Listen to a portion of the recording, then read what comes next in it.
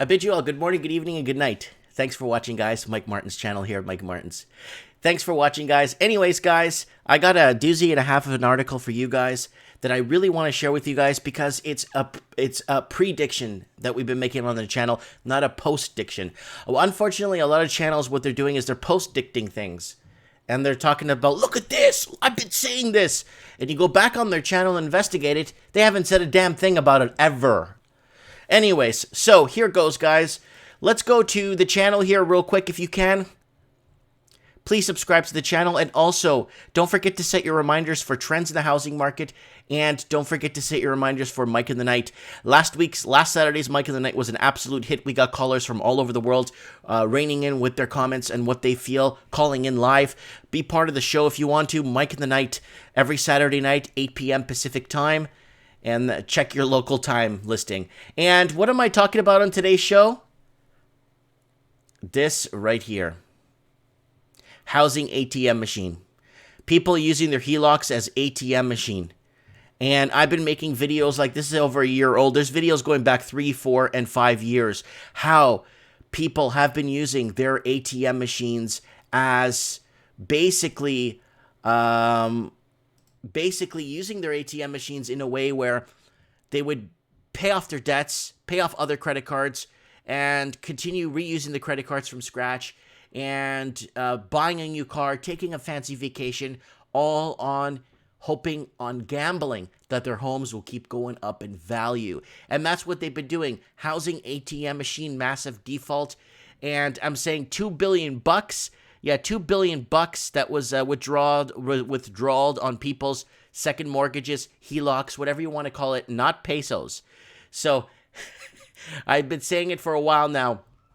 So let's get to this. This is from our friends over at Better Dwelling. I really like these guys a lot because they say it how it is. Australia needs a better dwelling, like a bit. Australia needs, so does New Zealand. They all need a better dwelling. So let's go here. Canada's HELOC growth was drying up before the pandemic.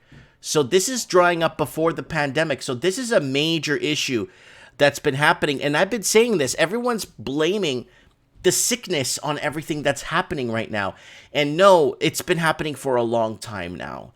Job losses, unemployment, over-leveraged corporations getting bailouts from the governments. This shouldn't be happening in a well-thriving, positively amazing economy. This shouldn't be happening. We should have interest rates realistically sitting at 4.55% right now. Healthily, in a healthy manner, and that's what should be happening right now. But we have not kept our economies on autopilot. We have too much government assistance here. So here it is. Canadian HELOC growth was drying up before the pandemic, and I'll put myself on record to say it's been happening in New Zealand, Australia, UK, and parts of the United States. Okay. Canadians are using their homes as ATM was drying up before the pandemic, Office of the Superintendent of Financial Institutions.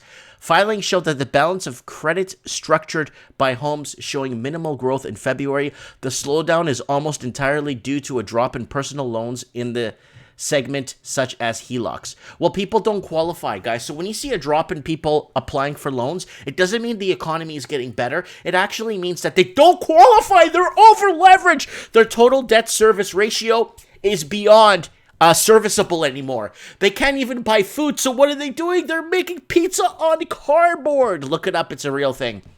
Loans secured by residential real estate. Loans secured by residential real estate is credit secured with home equity.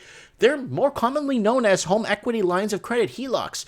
Some may, also in the States, there's second, third mortgages. In Australia, I think they're called second mortgage. I'm not sure what they call them there. Or a second MAR. Second MAR is the code for second mortgage. So anyways, some may be similarly structured, but sold under other names. So it's the technical term.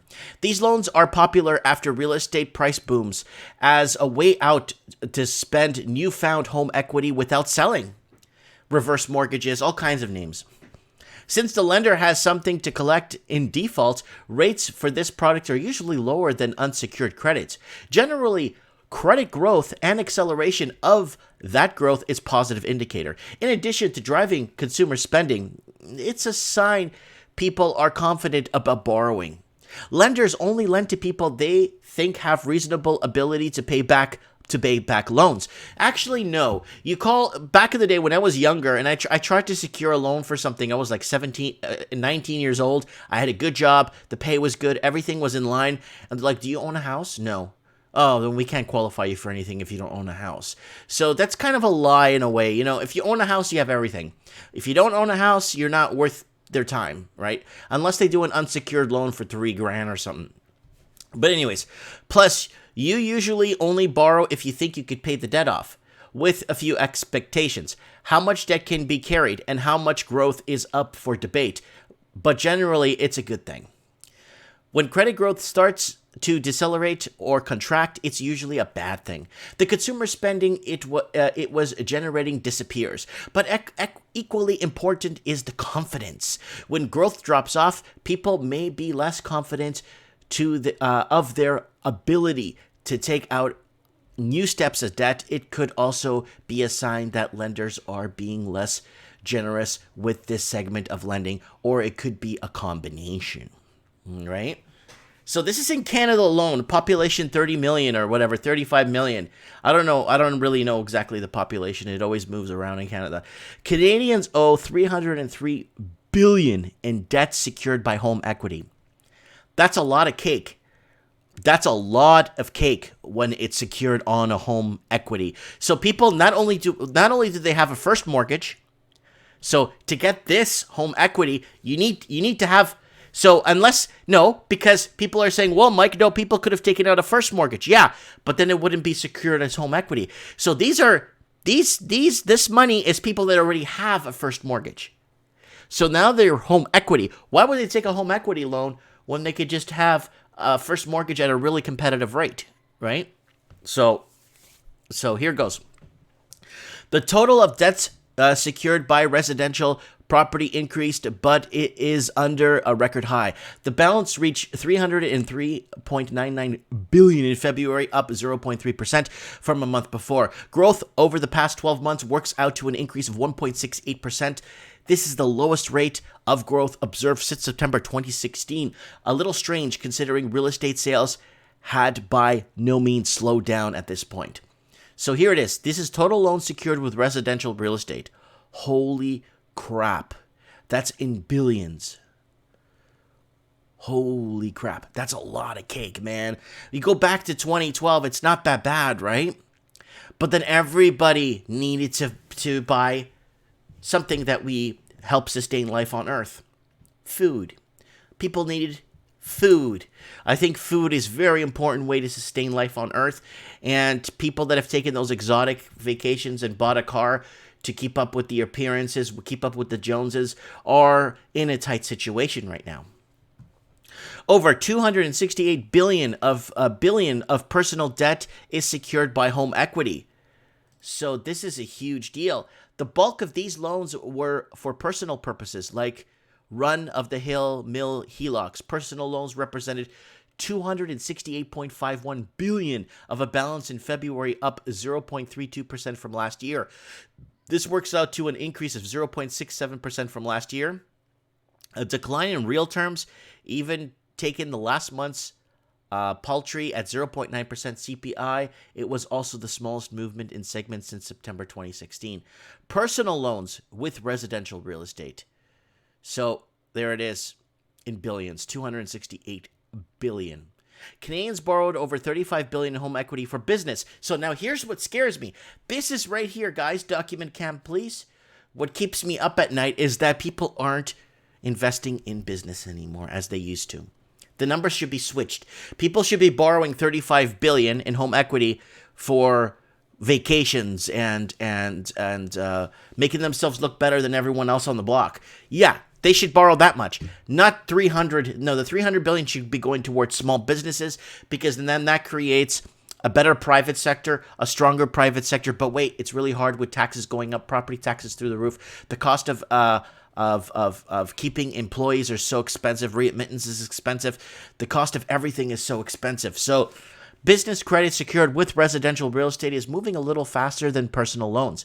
The balance in this segment represented 35.48 billion of debt in February, up 0.16 from last year.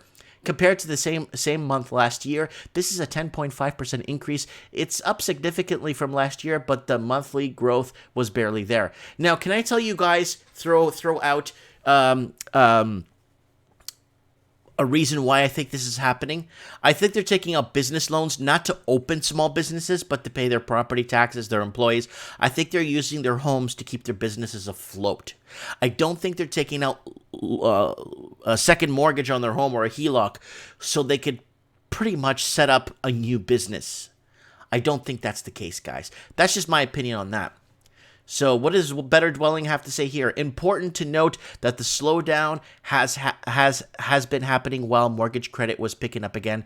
An unusual dynamic. Real estate sales were also picking up during this period and even increased into the post-pandemic period. Loans secured by real estate slowed before the pandemic was even on most people's radars.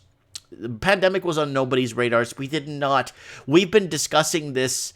I've been discussing this for years now. Go to my channel right here and type in crash in the little magnifying glass. Type in are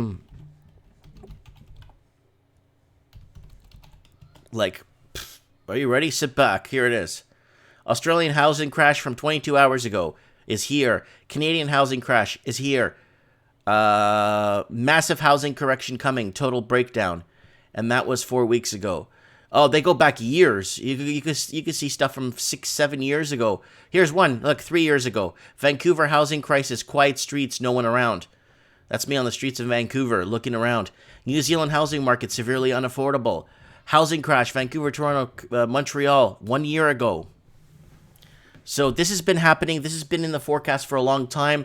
But if you want to know why housing has been going up, go to the Canadian housing crashes here video. Watch this video. I'll leave a link at the end of the video for it so you guys can watch it.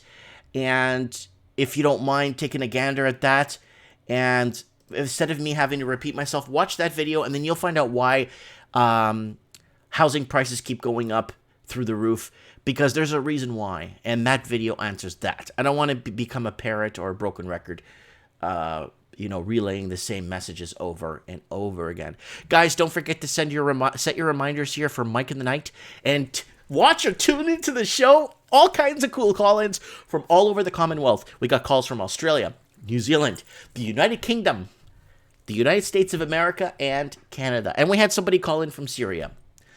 Let me know what you guys think. Lots of love. Comment below. Thank you, Better Dwelling, for the article. Guys, don't forget to subscribe and to Better Dwelling newsletter. Thanks. Mike Martins here. Thanks for watching, guys. Bye.